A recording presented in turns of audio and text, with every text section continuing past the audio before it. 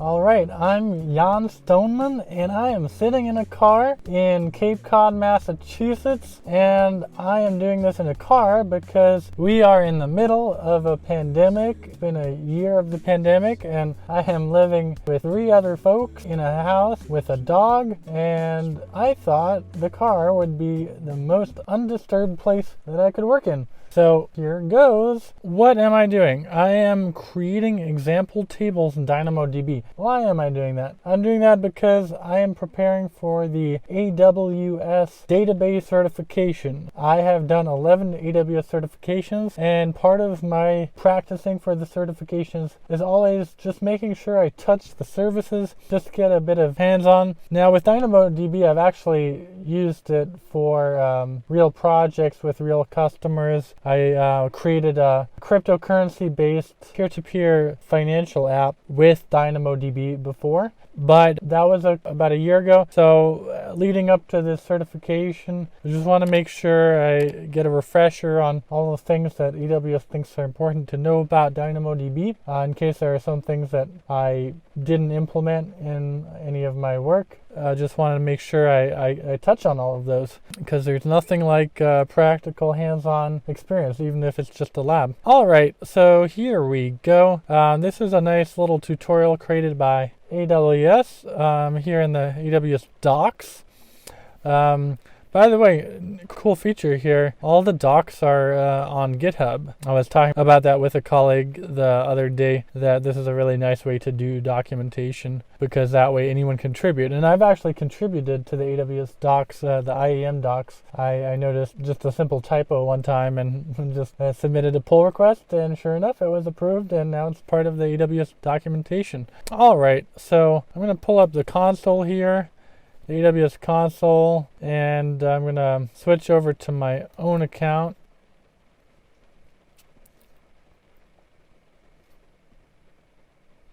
So now I'm in the AWS Management Console, and let's see what the steps say here. So we're going to create example tables. In this section, you use the AWS Management Console to create tables in Amazon DynamoDB for 2 simple use cases. Use case 1, product catalog. Suppose that you want to store product information in DynamoDB. Each product has its own distinct attributes, so you need to store different information about each of these products. You can create a product catalog table where each item is uniquely identified by a single numeric attribute, ID. So it's just giving an overview of the steps we're going to go through, and then it gives the steps very clearly. So I'll just read through this. Use case 2, forum application. Suppose that you want to build an application for message boards or discussion forums. AWS discussion forums represent one example of such an application. Customers can engage with the developer community, ask questions, or reply to other customers' posts. By the way, these are just a couple sample applications, but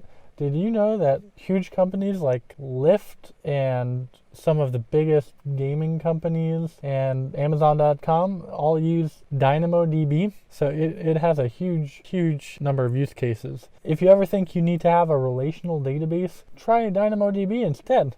Nick Houlihan has a bunch of videos on the AWS channel about how you can actually design your database to be NoSQL friendly and get a lot better performance and cost benefits. So check those out. I'll put a link in the description. Each AWS service has a dedicated forum. Anyone can start a new discussion thread by posting a message in a forum. Each thread might receive any number of replies. You can model this application by creating 3 tables: forum, thread, and reply. Table name, primary key. So we've got 3 tables here: forum, thread, and reply. Forum has a partition key of name, thread a partition key of forum name, and a sort key of subject. Reply has a partition key of ID and a sort key of reply date time. Okay, last thing here before we get into the hands-on work. The reply table has a global secondary index named posted by message index. This index facilitates queries on 2 non-key attributes of the reply table. Index name posted by message index, primary key, partition key posted by, sort key message. So if you don't know what these terms mean, you'll get a better sense for them as we get a bit more hands-on. Okay, I'm going to take a sip of my yerba mate. All right, let's create the product catalog table. Open the DynamoDB console and let's just click on that link. we're going to, heck, I'm going to try it out and let us know what you think. It's telling me that there's a new version of the DynamoDB console. That happens all the time. They're always updating the console. I'm going to give it a try. Okay, I'm going to close all these cool announcements. I'm going to go to tables, right? Because it says choose create table. So I'll create the table. It says in the create DynamoDB table screen, do the following. On the table name box, enter product catalog. So typically I would do this with infrastructure as code, like with CloudFormation or Terraform. But, just to get a sense of a product in AWS and just to get a feel for the different settings, it's really helpful to just use the interface when you're first getting started with service in AWS, or when you're just trying to figure out a certain feature of the service. I find it's much easier to first figure it out in the UI and then put it in infrastructure as code. Anyway, we've got the primary key, and in the partition key box, enter ID. Okay, partition key box, entering ID, and it's already set to string. Oh, but it's telling me to set the data type to number. Okay, so there are three options: binary, number, or string. Binary, I guess with binary I could have a music file or something.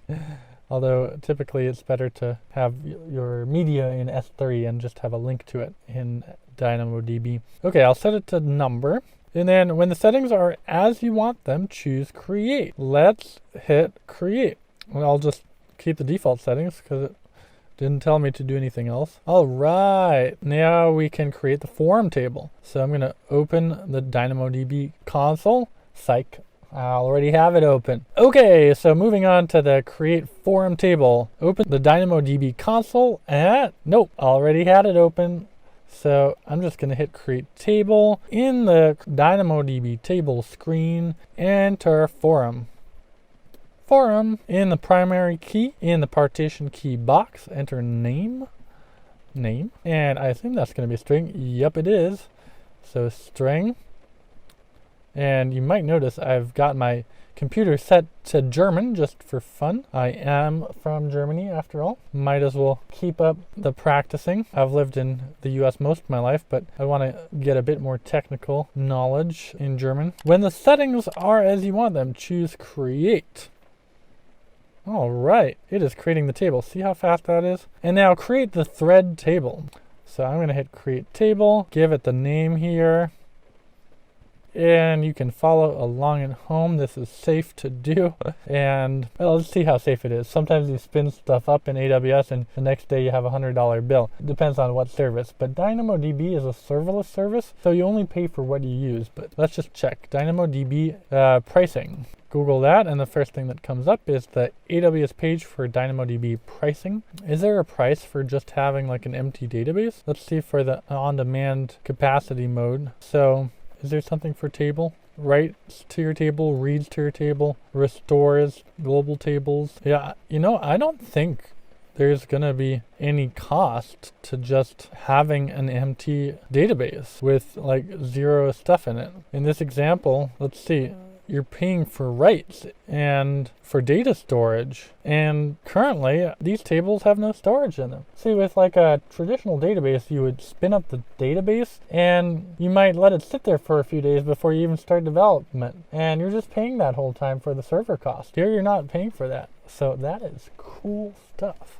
What's next? Thread. Okay. So partition key is gonna be string, form name, and whoa, now we're going to have a sort key. So that's cool. Also string, which is the default. And we're going to hit create. Next up, we've got the create the reply table. And we're going to just create the table. And look, this is going to be a little more interesting. So stay tuned. Follow along if you want to. Partition key. And I assume that's going to be a number because it says it's ID. No, that's interesting. Okay. So sometimes your ID is going to be a string. Sometimes it's going to be a number. Up here we had a number for the ID, and here we have a string for the ID. That is cool. So let us enter the sort key. In case you were wondering how we're going to actually get data in there, AWS provides this as part of the tutorial. Let's go in here. Okay, string. Very cool. Very cool.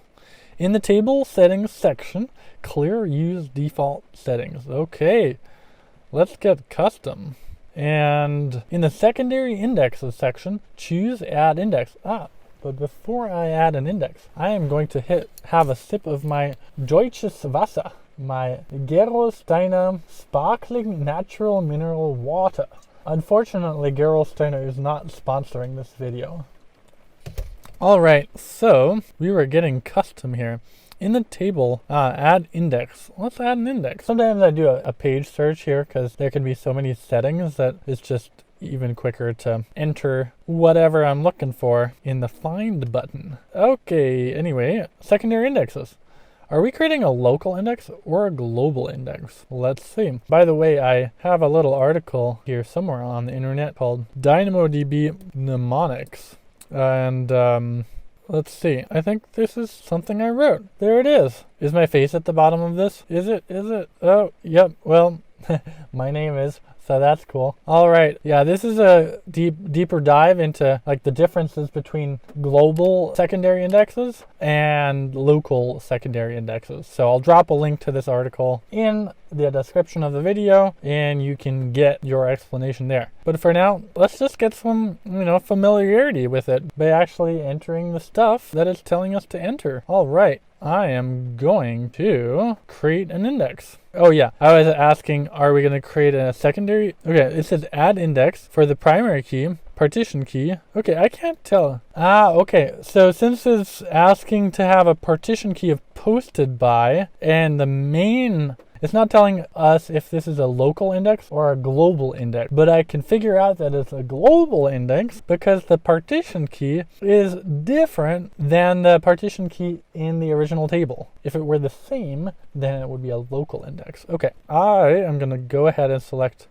global index, and that's usually the most common use case. Moving on, posted by, sort key, message. I assume they're both strings, and yep, they are. Just based on the names, they sound like they're going to be strings. Index name, enter posted by message index. Okay. The name of this global secondary index is posted by message index. And set the project attributes to all. It is by default. And choose add index. Well, now it's called create index, which is also a snazzy name. And then hit create table. All right. Okay. Time for another sip of yerba mate. Have y'all had yerba mate? It's so good. Where's yerba mate from again? Argentina, I think. Well, I don't know where it's from, but I have a friend who just got a Grammy, Nahuel Bronzini, and he was always drinking yerba mate. Anyway, check out that guy's music. All right. So, what do we got here? Very cool. Look at that. We already finished step 1. So let's move on to step 2.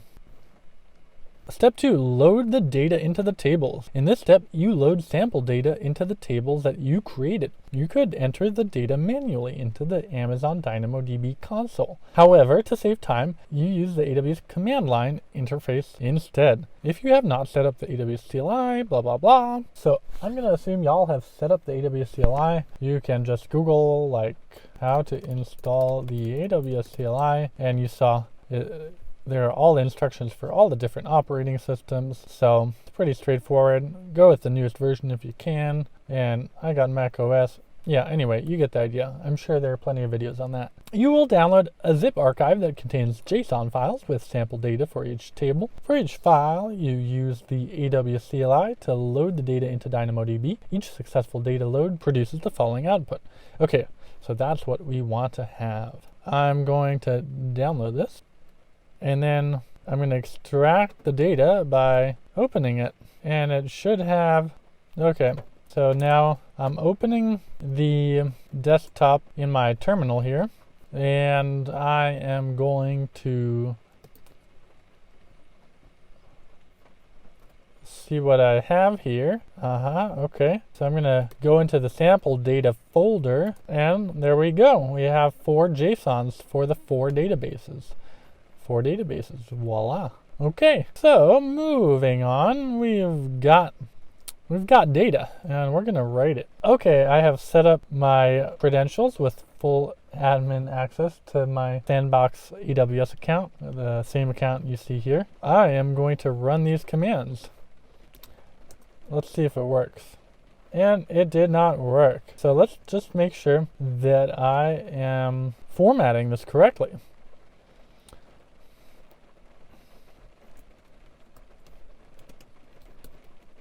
I like to use Evernote to keep notes on when I realize little things or find a website that answers a question for me. So I think I might have made a note. No, I did not. Okay, so let's see. Maybe, did I already solve this issue? Maybe I did. So yeah, it looks like I was fiddling around with this earlier and found out that you need to have this syntax. So let's give this a shot here. So I'm gonna grab this here.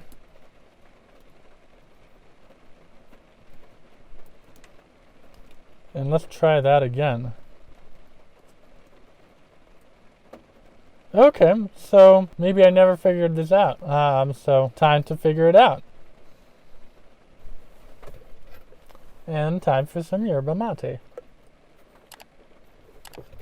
I am going to basically, what is the error? Requested resource not found when calling the batch write operation. Okay.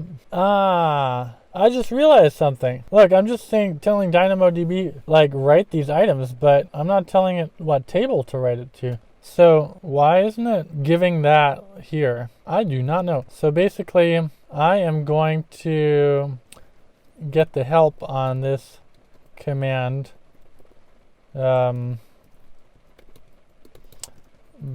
saying help. And never mind, that did not help. So I am going to get the help by just Googling that command. There we go. And hopefully that'll give us a better sense for whether I need to enter the table name. So how does this work? A map of one or more table names, and for each table, a list of operations to be performed. So I need to say put request, and then key value. Oh, but you know what? That stuff? Got some yerba mate in my teeth. Okay, so yeah, that stuff is in the file actually, I believe. Let's just open up that product catalog. So we've got, no, I don't want Xcode. Okay. There we go. So let's see, we've got product catalog as the name of the table, and then we've got all the data here, and then we're telling it that put request is what we're doing. So I guess all the details of what we're entering here is already given. So request items value. So let's look back at the tutorial and see what it's saying. Well, let's just give it one more shot. Let's see. I tried that, right?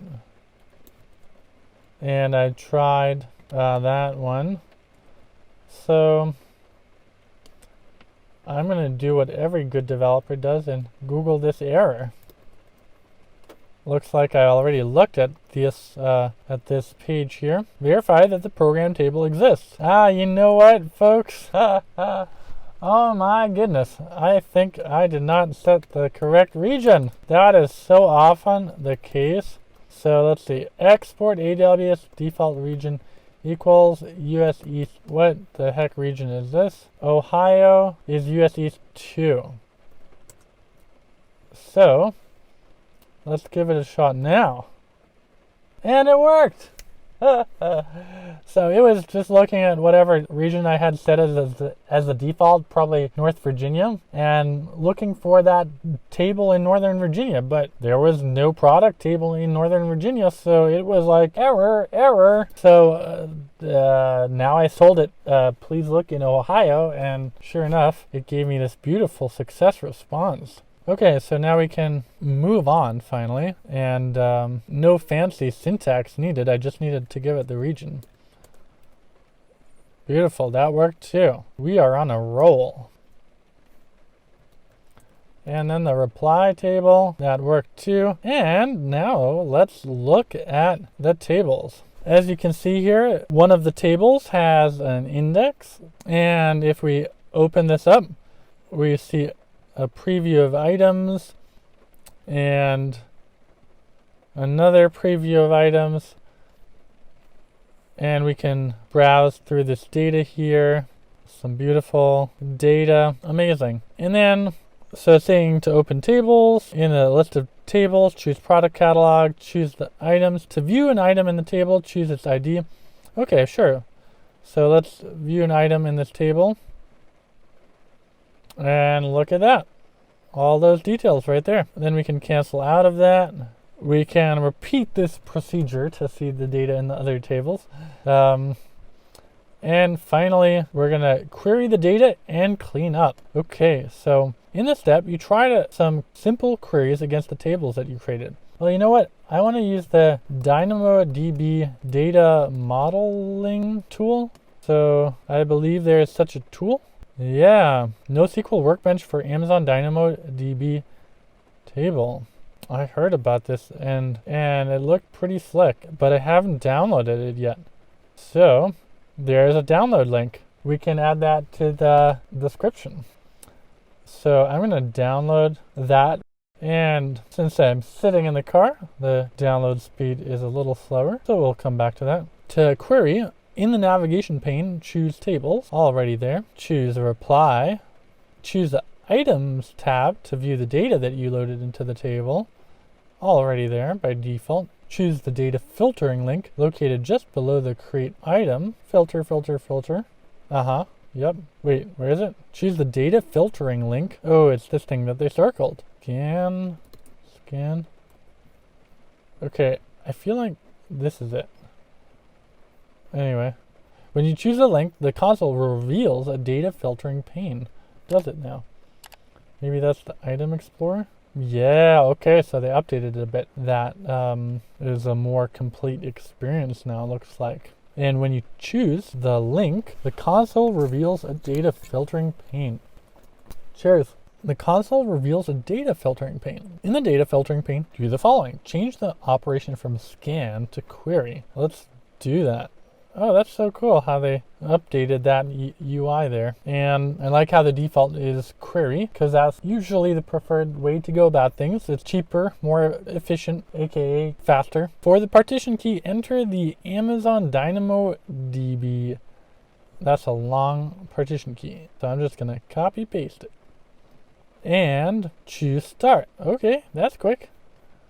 Well, now it's called run. Okay, and we got 2 responses out of the 4. The reply table has a global secondary index on the posted by and message attributes. We can use the data filtering pane to query the index. Do the following. Change the query source from the following. Table, reply ID, reply date time. In the following, index posted by, message index posted by message. For the partition key, enter the value user A. Okay. So it's saying I can use the data filtering pane to query the index. Okay, change the query source from the following. Okay, so basically I'm changing the index.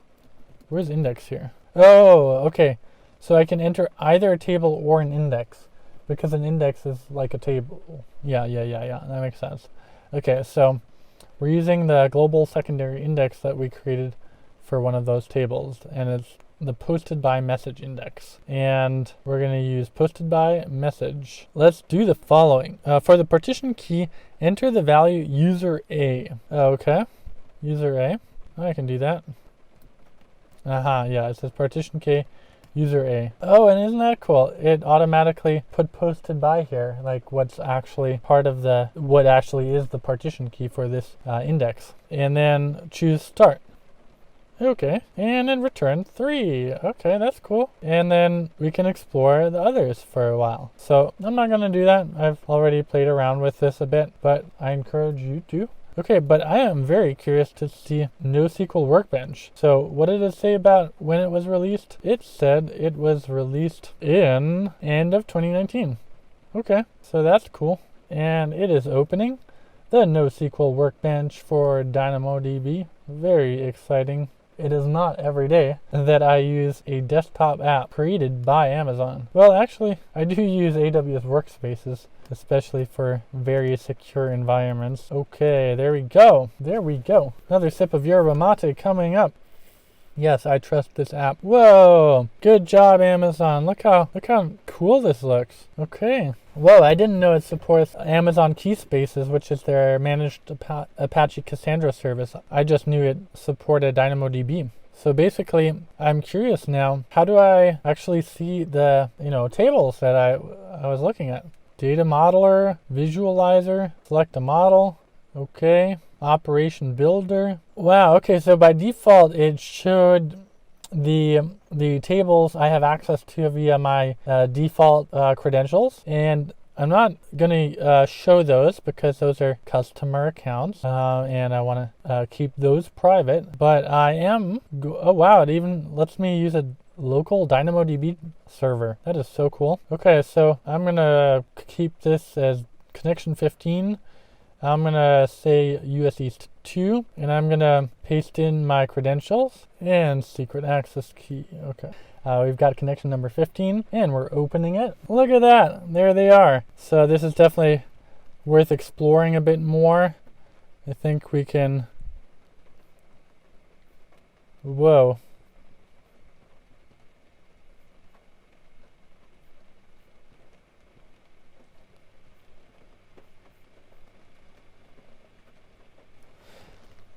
Okay, so it looks like we can click on metadata here, and there's even some syntax highlighting here, and wow, looks like there's a refresh button here so we can see the latest data. Anyway, that's very cool. Okay, so moving on to the last step, cleaning up. So we're probably just gonna delete these tables. Yep, so this is the fun part. We just destroy all the tables. That's the easy part, right? Okay, so I'm going to open up from my recently visited DynamoDB, and I'm going to delete them. Okay, yep.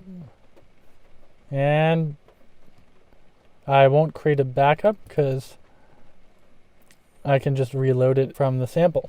Well, I hope this video made it a little bit more fun to follow along with that AWS tutorial. And for anybody who's, fresh with AWS, I hope it smoothed out any kinks as you were working through that. And if you liked the video, please like and subscribe. I plan to be making more of these. Let me know if you have any questions in the comments, and I'll be happy to make a video about it if I have an answer. All right.